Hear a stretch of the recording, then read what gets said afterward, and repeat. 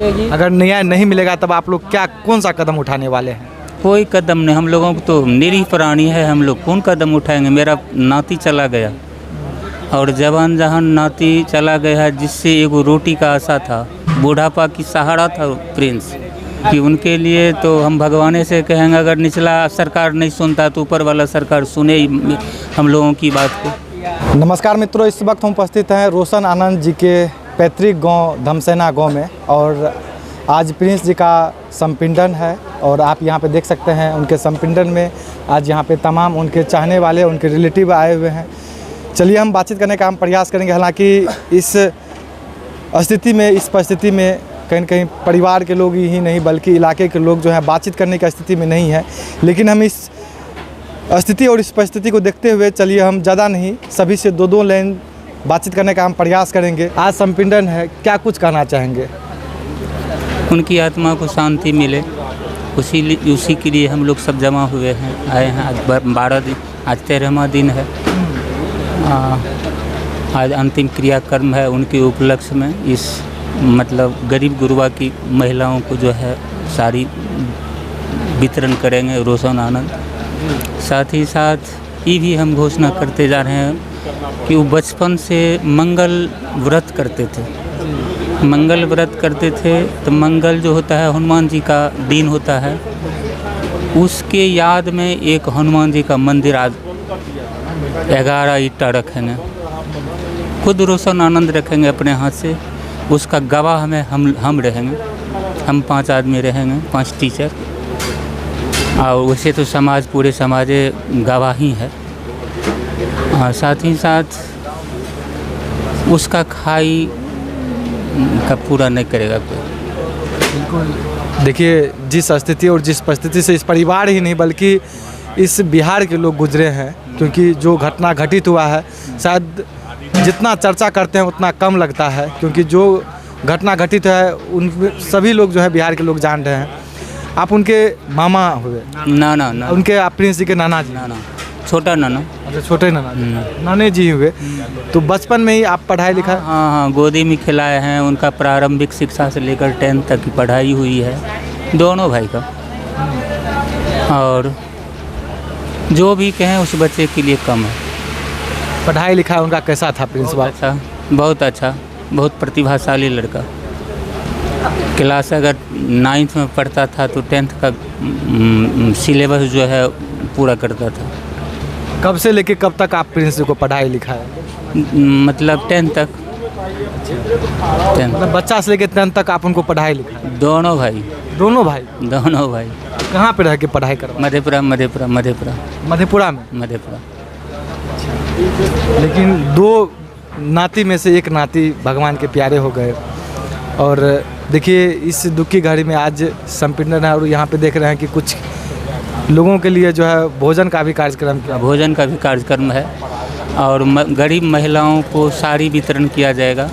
और प्रिंस की यादगार के लिए हनुमान जी की मंदिर का जो है आज न्यू रखा जाएगा, क्योंकि मंगल। प्रिंस जी तो नहीं रहे, लेकिन उनके लड़ाई के लिए उनके भाई जो है पटना में भी प्रदर्शन किए, पटना में भी थाना पे भी बैठे रहे और आवेदन नहीं लिया गया। और इस चीज़ों को देखते क्या लगता है, प्रिंस जी को इंसाफ मिल पाएगा? निश्चित मिलेगा।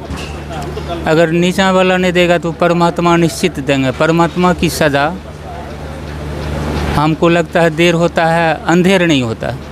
ईश्वर सब कुछ देखते हैं। और बहुत पहले ऐसे भी उनको ईश्वर पर आस्था था और हनुमान जी का व्रत करते थे, मंगल व्रत करते थे।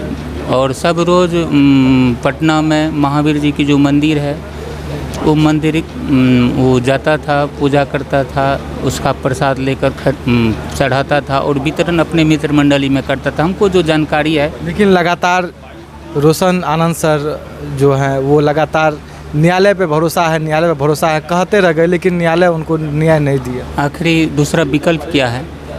दूसरा क्या विकल्प है? न्यायालय के अलावा दूसरा कोई विकल्प कहाँ है? एक तो केस नहीं हुआ, दूसरी बात बच्चा परेशान रहा। एक सप्ताह तक जो कपड़ा पहने हुए था वही कपड़ा पहने रहा था। हम लोगों को यहाँ की क्या बीतता था, वो तो पटना में था। संपर्क करना चाहते थे कि कम से कम कपड़ा बदल लीजिए आप, तब कपड़ा वो बदले। एक सप्ताह तक वही कपड़ा पहने रहे जो कपड़ा से दाह संस्कार किया था। जिस कपड़ा से वो जेल से निकला था वही कपड़ा लेके आया, वही कपड़ा में वो दाह संस्कार भी किया बच्चा, और वही कपड़ा मरा, वही तिता हुआ कपड़ा। सुनिएगा तो हृदय विदारक। अभी उनके पिताजी, उनकी माँ का क्या स्थिति? माँ पिताजी की क्या हाल रहेगा। एक सुपुत्र पुत्र गुजर गया है। जिस तरह से भगवान राम जब वनवास की ओर चले थे, इधर राजा दशरथ जो है अपना प्राण त्याग दिए थे। अब उससे उनसे क्या बीतेगा, ये पूछने की बात है। एक जवान बेटा, कमासुत बेटा, सुपुत्र बेटा, किसी की हिम्मत नहीं थी 5 ठो आमना सामना आ जाता उसको कुछ कर लेता। परमात्मा ताकत भी उतना ही दिया था उसे। स्मार्ट चेहरा, सब कुछ सुंदर था, बॉडी भी मतलब कहने की बात ही नहीं। आप कौन हुए? हम प्रिंस भैया के दोस्त हुए। आप लगातार शुरू से ही देख रहे हैं कि आप भी प्रदर्शन किए इंसाफ को लेकर के, कि प्रिंस जी को इंसाफ मिले, रोशन आनंद सर को इंसाफ मिले। लेकिन अब तो आज संपीड़न है और कुछ सवाल तो नहीं बनता है, लेकिन क्या कहना चाहेंगे? लेकिन देखिए, इस स्थिति और इस परिस्थिति में कुछ कहने के लायक नहीं है। लेकिन हम यही कहेंगे प्रिंस भैया को कि आत्मा को जो है शांति मिले। और लेकिन देख सकते हैं आप, हम लोग यहाँ से लेकर के अपने डिस्ट्रिक्ट हेडक्वार्टर से लेकर के पटना तक वो कैंडल मार्च किए, बड़ा बड़ा प्रोटेस्ट किए, लेकिन उसका कोई फलाफल नहीं मिला। और जिस तरह से शासन प्रशासन और न्यायपालिका पे दबाव है, तो क्या ही कह सकते हैं। ये बिहार जो है लोकतंत्र की जननी कहा जाता है। आज वही बिहार, वही लोकतंत्र खतरे में है। आप याद कीजिए 1919 के रोलेक्ट एक्ट जैसे कानून जो थे, काला कानून, जो अंग्रेज़ों के द्वारा भारतीयों पर थोपा गया था, उसमें उसका प्रावधान था कि बिना वकील, बिना अपील और बिना दलील का, जस्ट लाइक आज रोशन सर और उसके परिवार के साथ हो रहा है। किसी भी प्रकार का कोई कुछ नहीं सुन रहे हैं। जिस प्रकार से पूरा प्रशासनिक व्यवस्था, सारा कुछ, न्यायपालिका के पास भी जितना विशेषाधिकार था, उनको अग्रिम वो क्या कहते हैं, अग्रिम वो जो है बेल को क्या कहते हैं वो टाला गया। 20 तक गिरफ्तारी पे रोक लगाया, फिर 20 से 25 तक। तो हम कह सकते हैं इतना कि कहीं ना कहीं न्यायपालिका भी दबाव में है, ये तो कह सकते हैं। लेकिन इस तरह का अभी तक इंसाफ नहीं मिला। आगे क्या कुछ आप लोग करने वाले हैं? क्या कुछ हो सकता है आगे? देखिए, आगे क्या कुछ करेंगे हम लोग, तो एकदम भरसक पूरा एड़ी चोटी का जोर लगाएंगे। जितना हम लोगों का वो है ना, जब तक जान में जहान है ना, जब तक खून का एक एक कतरा है, तब तक प्रिंस भैया के न्याय के लिए हम लोग एकदम पुरजोर तरीक़ा से भरसक प्रयास करेंगे, उसको न्याय मिले। आरोप आप लोग वैसे मौखिक किस पे लगा रहे हैं? ये तो स्पष्ट है, जग जाहिर है, फैजल खान। वो दिन दूर नहीं है जब इस फैजल खान को, खान सर से हुए ना फैजल खान, तो ये चीज़ कहने में कोई गुरेज नहीं होगा कि बहुत जल्द इसको पूरा देश और पूरा प्रदेश फर्जी खां के नाम से जाना जाएगा।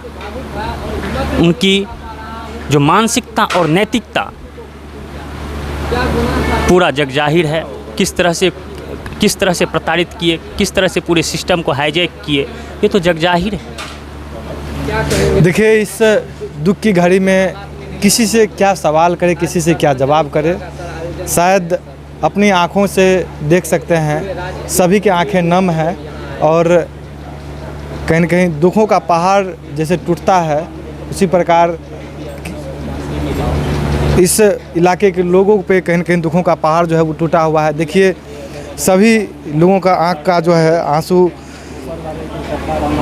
तो न्यायालय से आंसू मतलब गिरा के जो रोशन आनंद सर हैं न्याय मांगते थे, लेकिन न्याय नहीं मिले। आप कौन हुए सर? हम उनके सहयोगी हैं, हमारा गांव बगल में ही पड़ता है, थोड़ा सा दूर है। अच्छा। कौन हुए आपके प्रिंस बाबू? वैसे रिश्ते में तो भांजा लगते हैं हमारे। अच्छा, भांजा लगते हैं। देखिए, आज इस दुख की घड़ी में कोई सवाल जवाब नहीं बनता है, लेकिन घटना ही कुछ ऐसी घटित हुई दो गुटों के बीच, वो तो दुनिया जान रही है और आप भी समझ रहे हैं, लेकिन इस दुख की घड़ी में आप क्या कहना चाहेंगे? हम तो यही कहेंगे कि भगवान उनके आत्मा को शांति दे, और इस दुख की घड़ी में जितने भी उनके परिजन हैं और सहयोगी हैं, सबको आत्मबल दे कि इस कठिन परिस्थिति में सभी लोग हिम्मत जुटा करके लड़े और सामना करें। कब से आप प्रिंस बाबू को जान रहे हैं इसे? हम तो फिलहाल इधर ही जाने हैं, क्योंकि रिश्ते में है, लेकिन हम लोग बहुत कम इधर आना जाना होता था, लेकिन अभी पता चला है कि हमारे वो भांजा लगते हैं। अच्छा, आपको ऐसा लगता है कि प्रिंस बाबू के जाने के बाद जो है कहीं न कहीं उस परिवार का क्षति नहीं बल्कि इस इलाके का और कहीं न कहीं पूरे बिहार के लोगों को क्षति पहुंचा है?